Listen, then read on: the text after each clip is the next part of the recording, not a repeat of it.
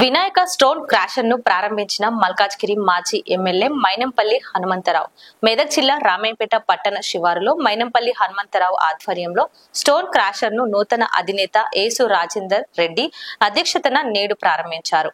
ఆయన కాసేపు కాంగ్రెస్ కార్యకర్తలతో విదేశీ పర్యటన గురించి కాసేపు సరదాగా వివరించారు.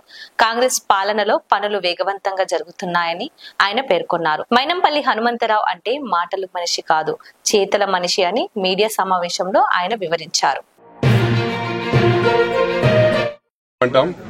మరి అదే విధంగా ముందుకు పోతా ఉన్నాం. ఈ రోజు కూడా ఛాలెంజ్ చేస్తున్నా రెండు రాష్ట్రాల్లో. నేను ఎందుకంటే డెవలప్మెంట్ గురించి రోహిత్ మైనంపల్లి ఎమ్మెల్యే గారు మాట్లాడతారు. డెవలప్మెంట్ అతనే చూసుకుంటున్నాడు. సోషల్ యాక్టివిటీస్ లో నేను ముందుంటాను. ఇప్పటికి కూడా నేను ఛాలెంజ్ చేసి చెప్తున్నాను, రెండు రాష్ట్రాల్లో సొంత డబ్బులు పెట్టి ప్రతి గ్రామంలో కూడా నేను చూపిస్తాను.